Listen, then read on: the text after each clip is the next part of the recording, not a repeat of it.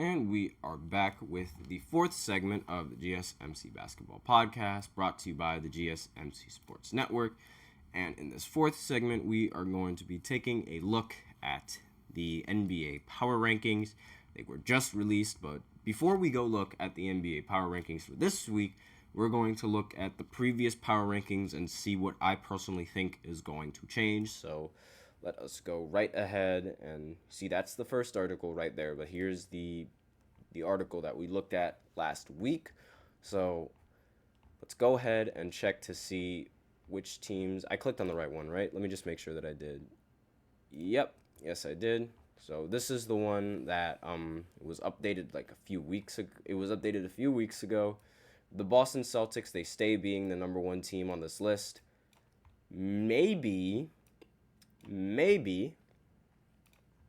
this is a big maybe, the Denver Nuggets actually become the number one team on this list. Simply because, I mean, they did beat the Boston Celtics, and they swept the season series. So, and yep, the Denver Nuggets, they are the second best team in the NBA, according to Power Rankings. So maybe in these next Power Rankings, this team and this team is going to flip-flop between each other.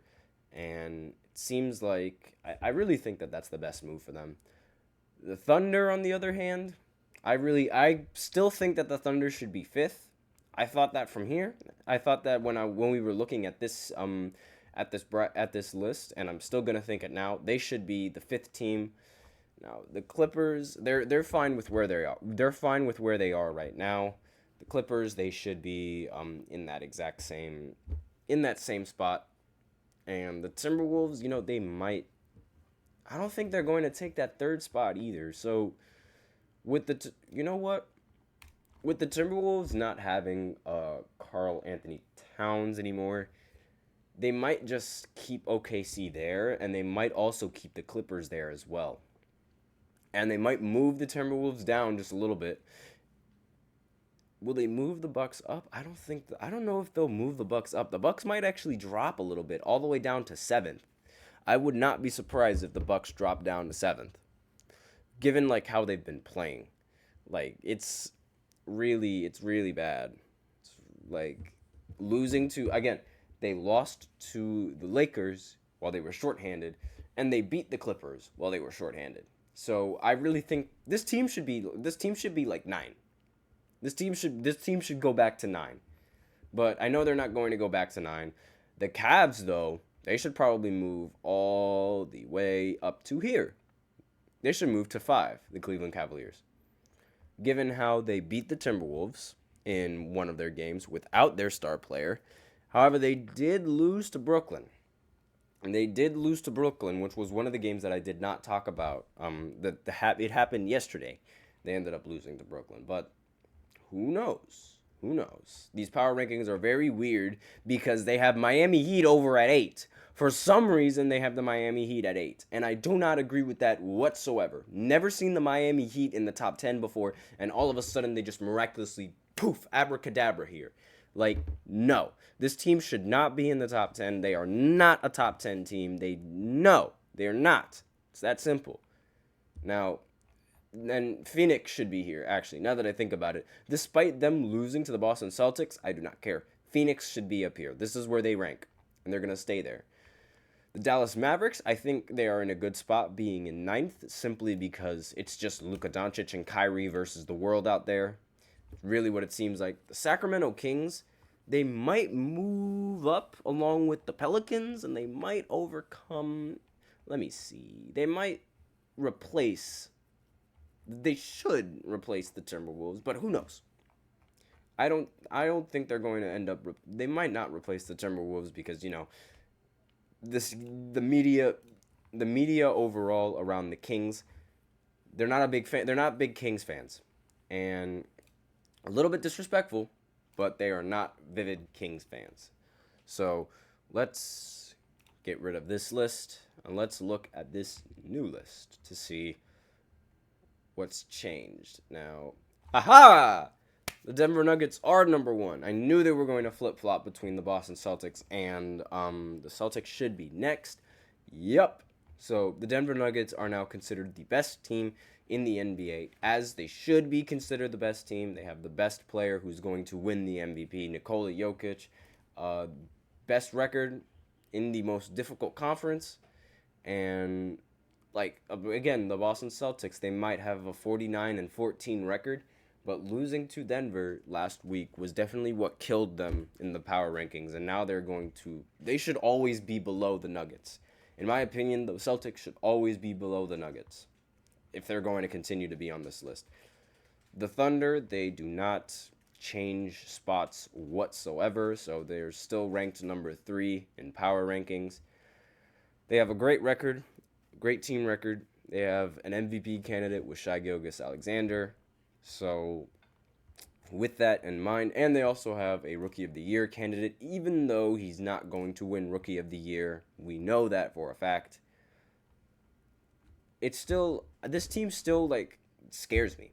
They still scare me, and I understand that, oh my god, that Pistons game, it happened so long ago. You have to forget about that Pistons game. I can't forget about that Pistons game, because it's they'll beat the greatest teams, and then they'll go into another game I'm expecting that the worst team is just going to be a cakewalk, and then they don't win against that worst team. So I really don't know how. I don't agree with this either. What in the world? Why is Milwaukee ranked 4th?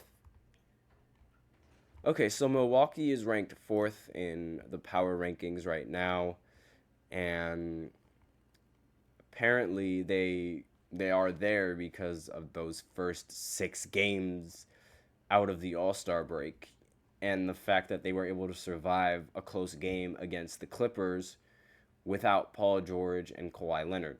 They're ranked 4th because they beat the Clippers without Paul George and Kawhi Leonard. That makes 0 sense. 0. Doc Rivers should not be should not have the 4th best team in the NBA. No, he's not. No. And they took the Clippers spot. Are you serious? They took the Clippers spot just because they beat the Clippers. That doesn't make any sense. The Clippers, he just said that the Clippers didn't have their two best players. So why is the Bucks ranked over them? Because they had a historic performance without their 2 best players. If they did not have the ridiculous 1 in a million performance, they would have lost. That does not make any sense in my opinion. This list is already really bad, but let's go right ahead and continue on with this list.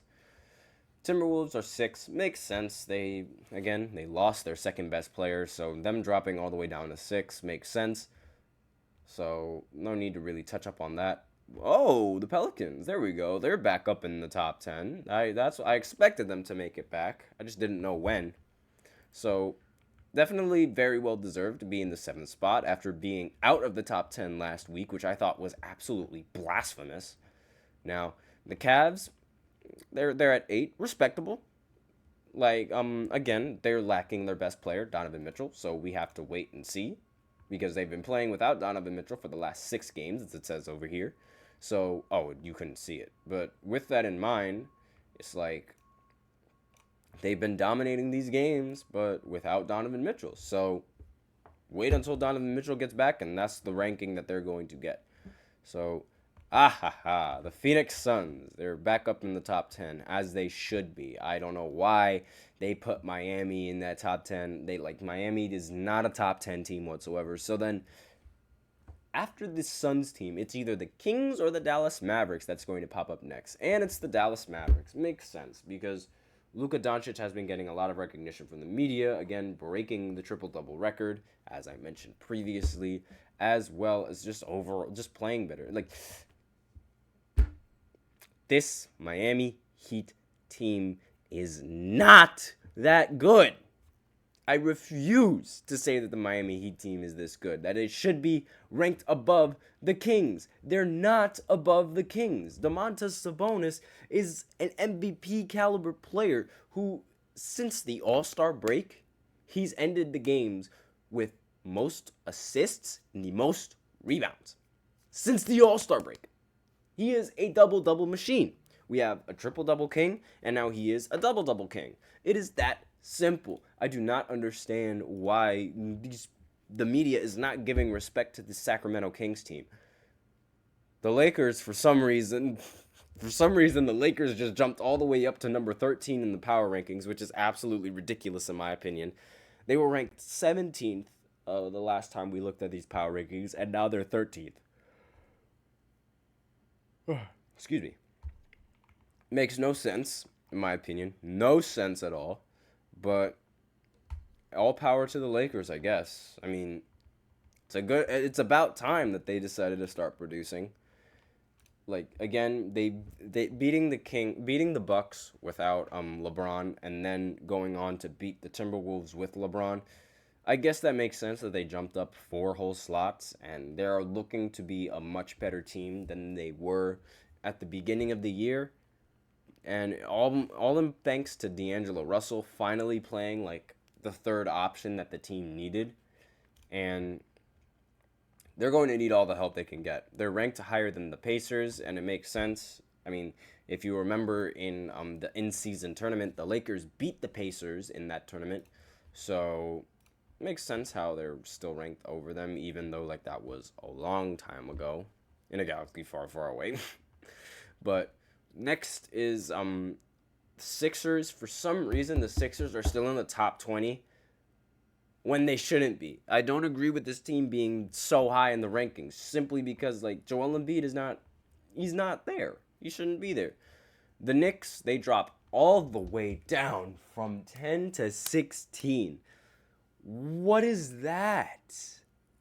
Like, okay, they were ranked 14th the previous week, but I thought that was wrong too. They should have been ranked 10. And like, this Knicks team, it's just the Knicks. They're doing Knicks things right now. It's really not surprising. Let's see. And we'll go over one team. The Orlando Magic, they're number 17. Orlando Magic. I love that jingle. It's so funny. Again, they aren't really televised, so you wouldn't know that they've won 13 out of their last 16 games. And it's really, really infuriating. But at the same time, it also means there's less pressure and less expectations. So that might also play into a key factor for why this Magic team is just balling. Because they don't have any expectations from the rest of the media. But with that is the end of the power rankings. I don't want to look at any of the other teams because we'd be here forever. And we can't be here forever because right now, this is the end of the show segment because we are out of time. So thank you for tuning in to the GSMC Basketball Podcast presented by the GSMC Sports Network. Your support means a lot to us, so please remember to subscribe to the show and leave positive review. It really does make a difference. We also invite you to follow us on Facebook, Twitter, TikTok, and Instagram for more content and updates. Thank you once again, and I would like to remind everybody to please remember to use the link in the description or the link displayed below the ticker on every show segment. That is gsmcpodcast.net. Really helps the show, makes the show much more interactive between myself and you guys. And like I said earlier, that's the end of the show. Thank you guys so much for tuning in. I am your host, Nelson, and as always, take care.